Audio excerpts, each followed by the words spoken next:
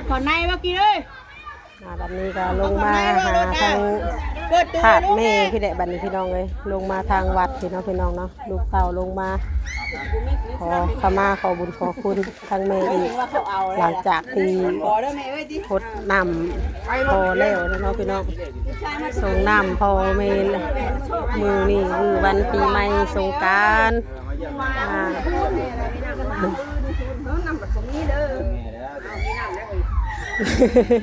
สงกรานต์แห่งแรงก็ขาดน้ำบ่การขาดน้ำเมลงมาหดถาดเมพี่น้องเลยเมเพิ่งก็ได้จากเฮาไปได้3-4 ปีแล้วพี่น้องเลยเมน้องวิเมของเมน้องวิเนาะพี่น้องเพิ่งได้จากไปสิเข้า5 ปีเลยแหละพี่น้องเลยกับทักทายสบายดีเด้อเนาะ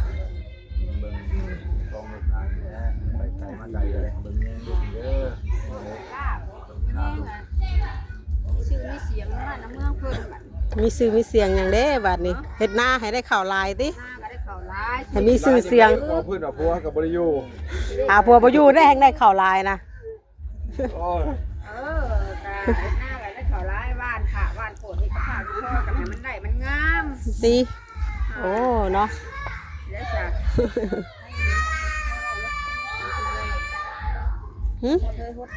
จุดเพื่อนไง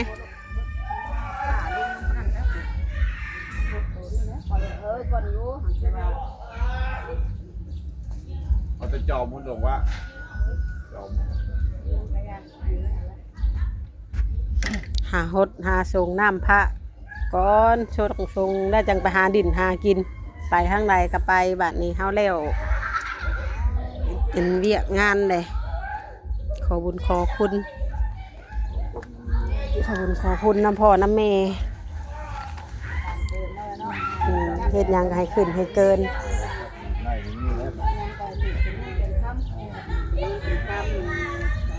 ทำมาหาคิดอย่างตามสิ่งนั้นมากปรารถนา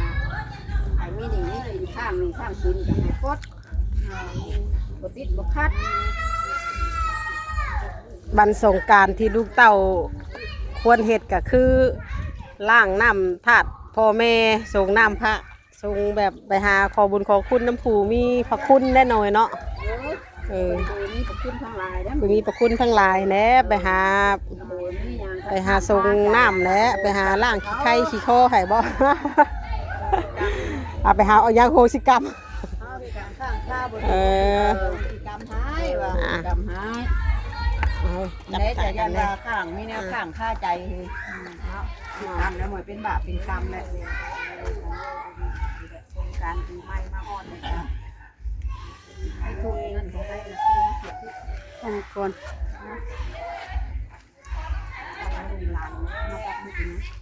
น้าเนาะบางทีก็ได้ตาไงเศร้าเฮ้ยเป็นพุทธนำก่อนไปชงคุณเลยบ่ฮะใช่จำพอว่าฮะตัวแรกหรอวะไปชมเพื่อนเลยจ้อยพุทธนั่งเป็นอะไรซะเพิ่นแล้วเหรอเพิ่นทดแล้วเหรอวะเพิ่นทดแล้วมันได้เร็วเดี๋ยวไปเข้าไปย้ายไปพุ่นแล้วผู้ใหญ่ทั้งพุ่นเด้อแม่เด้อเอาให้ซุ่มให้เย็นให้พลก็ดีเด้อปีนี้เฮ็ดให้เฮ็ดหน้าก็ให้ได้ผลผลิตสมความมุ่งมากปรารถนา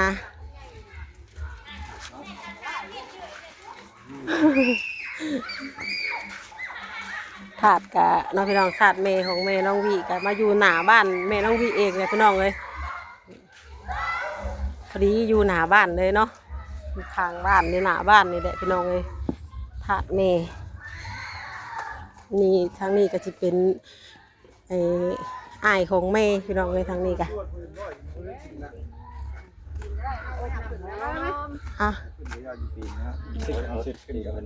อบน้ำหอมคุณเลยลูกเบื้องลานได้ช่วยถึง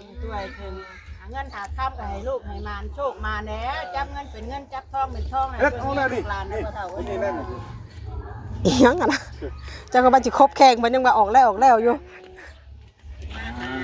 กอง องไรก็ให้ได้บ่ติดบ่คัด เฮ้ยน่ะไม่เด้อตู้เบิดมือได้บ่นี่ มีแต่คนมาแต่เตบใช่ไหมติมีแต่คนมาเตบซ้ บัวมาเต็บก็ถือเลขวะ ำให้ถึงเลขนะ ประตัว ปัดตัวถึงเลข ประตัวถือเลขวะ เออ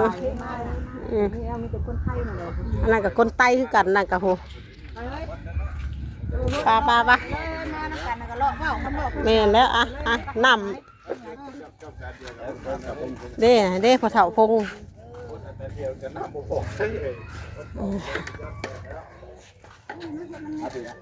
เอาเนาะเฒ่าจันค่ำพอเฒ่าเนมไม่เฒ่าเนมกับพอเฒ่าจันค่ำมาอยู่ธาตุเดียวกันแม่น เฮ้ยอันว่าเสียตาได้จริงอันนี้อยู่ได้ทนหน่อยเนาะ มันเข่าไปเฉย อันนั้นพอเฒ่าเว้ยพอเฒ่าเว้ยอันนี้พอเฒ่าจันค่ำพอเฒ่าพง ดีไม่แห้งเด้อพ่อเฒ่าเอ้ยบางแห้งลูกหลานเลย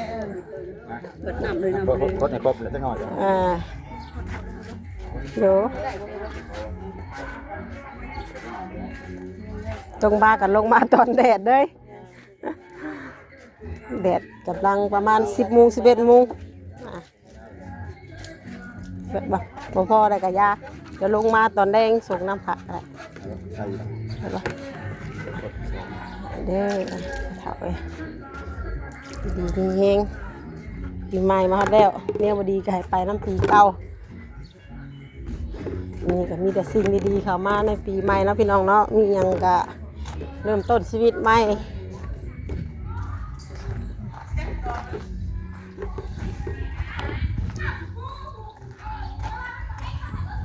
กะยังบ่ทันได้ครบพี่น้องเลยพี่น้องกะพี่น้องของมีพี่น้องอยู่9 คนเนาะพี่น้องเพิ่นลงไปหาเงินในกรุงเทพน้ำแน่เพิ่นก็มาบ่ทวงบ่ทันเพิ่นผู้ขึ้นรถมื้อนี้มาก็มีผู้เพิ่นยังบ่ทันได้ครบ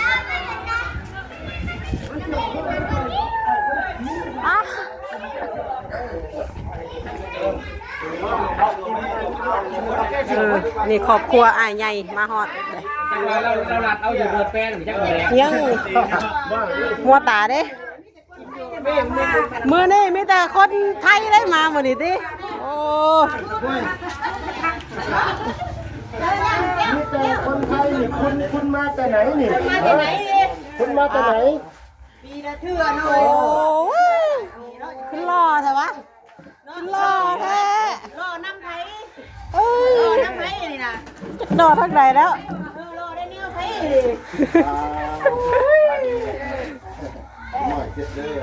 รอทั้งพ่อทั้งแม่เขาแล้วสุดอ่ะทาง ใช้พอไปเอาเวทกันหาเลย เล่ หืมมาแล้วเหรอว่าบ่ลูกมืออื่นไปเลยเราจื้ออยู่บ่ค่ะเราจื้ออยู่บ่จื้อติ เขาคิดอยู่ตอนแรกแล้วเขาว่าพิษแต่ว่าเราเพิ่งทำอะไรเขา จื้อเฉย ตอนแรกแล้วก็ว่าพิษอยู่แต่ บ่ ว่า เฮ้ย เราเบิ่งครับ บัดเราได้ยินเสียงแล้วเราจื้อ เราได้ยินเสียงเลยครับจื้อ เขามาบ่ได้ยินเสียง แววบ่ได้เป็นว่าได้รับหมอแววเราเล่าแล้วตอนแรกแล้วได้ยินเสียงแล้วจื้อเจอ แต่ว่าเมื่อวานนี่เราตาเราอันต่อกับแดดโด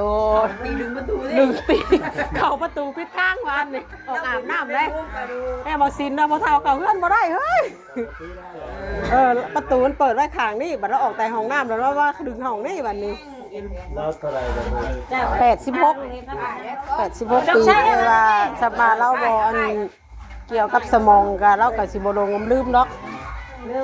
เพิ่นว่าเพิ่นดีแต่ว่าเส้นเลือดในสมองอันบ่แตกเพิ่นว่าเพราะฉะนั้นน่ะเฮงนักนี่พอเป็นแบบปั๊มๆเปื้อ ขอน้องเพื่อนโตแล้วขอน้องโตแล้วไปลูกเต่าเด้ออย่ามีบาปมีกรรมแน่นะสิ่งที่ลูกว่าล่วงเกินพ่อแม่ไปก็ได้ล่วงเกินในลูกหลานนะผู้จักอย่างเนาะจักเด้แล้วก็นี่พ่อผู้สิกรรมลูกหลาน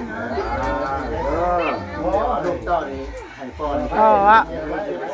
เออ ใส่ให้ลูกให้เต้าแล้วบัดโยมใส่ให้ลูกให้เต้าตลอดไปเด้อพ่อเด้อ นี่หลานชายมาแต่หาเงินไปเงิน ชื่อว่า ไผนี่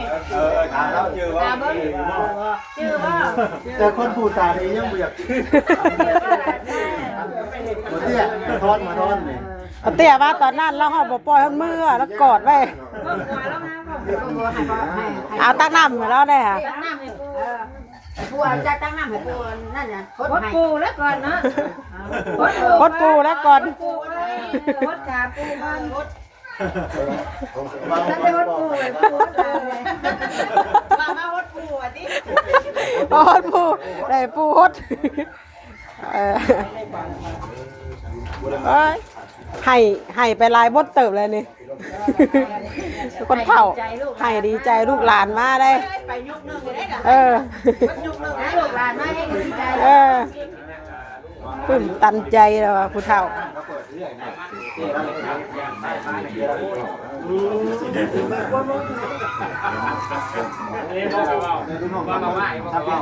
ผู้นั้นวัดยา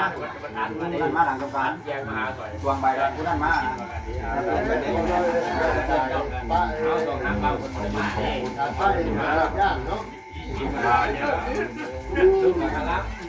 ไปดิปูเงินรถใหม่ให้ลูกหลานหาเงินหาทรัพย์ให้ปู ให้โชคให้มานนะติให้ใส่กับไม้ของไม้ค่าแล้ว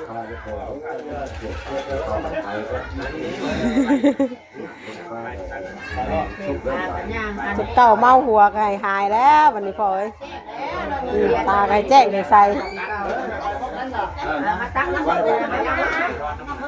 เอากระจ้างออกบ้านให้ปูให้ลูกให้ร้านแบบ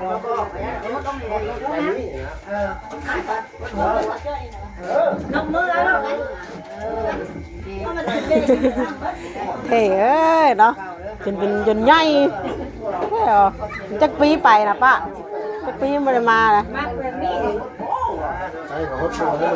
จักปีแล้วว่าหมดเท่นี่เอาสี่บ่ เป็นไงอย่าพูด เนาะตั้งไปเตะตั้งใหญ่ไว้ดีเลย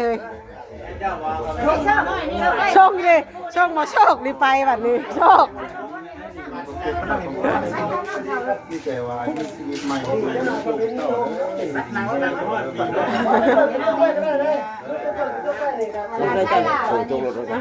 มาแต่บ้านบอลจอนหรอปะทางมาเดี๋ยวนี้เอากี่ว่ามาแต่ลุงนะ ให้ตัววัดปูก่อนลูก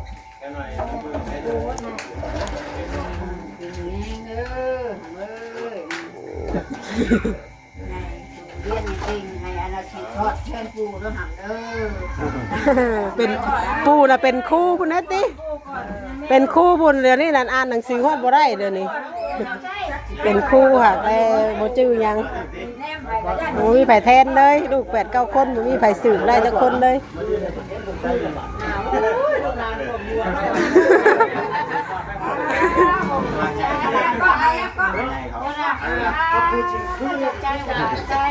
ซื้อว่าเข้ากับการไป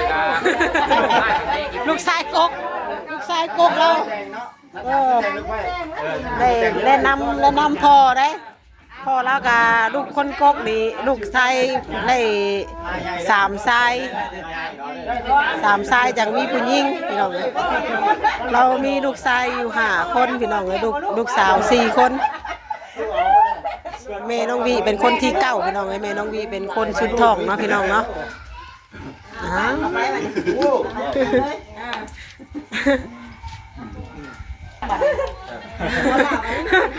หมอตำบิดรถนั่นที่บอกหมอที่2กับวันหมอชุดท้ายรถยอดบัดนี้ อันนี้ไงชื่อโมลา ท่านสัตว์ดิ แบบมันนั่น มันไงนี่มันท่วมพวก มันอันนั้นหมอนี่เนาะ โมล่าเลย เนี่ย เพิ่งมอกะทิฮู้ ชุดแล้วบอกไอ้ชุดจำนั้นได้ พวกอ้ายนี่คือชุดจำนี่แต่โมล่านี่เพิ่งท่วม พอนะพอขนาดพอ พอแล้วค่ะพอแล้วพอแล้ว เราบอกว่า พอกับที่เราไม่ได้เป็นเตี้ยไปที่ไหน นี่กว่านี่มันนั่นเลยเนาะ วันนี้เราไม่ตี้เคยอย่างว่าแน่นอนเตี้ยไปที่ไหน ยังเงยนี่นะ เอา มาจากทางไหนนี่น่ะ แต่พูดได้บ้านว่า ตะวันประบาทบ่ รับแบ่งให้ลูกเพื่อนเดี๋ยว พ่อ ว่า เลยย่อลูกว่าบัดนี้ โอ้ยหน่อยมันตัวใส่ก่อน ตัว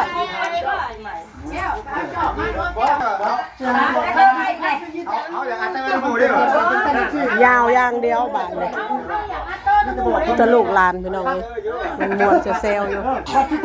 น้องในคลิปนี้ก็จะประมาณสำนีเด้อนะพี่น้องเนาะเดี๋ยว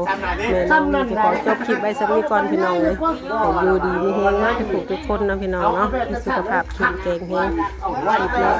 ไปแล้วขอกล่าวคำว่าสบายดีทุกคน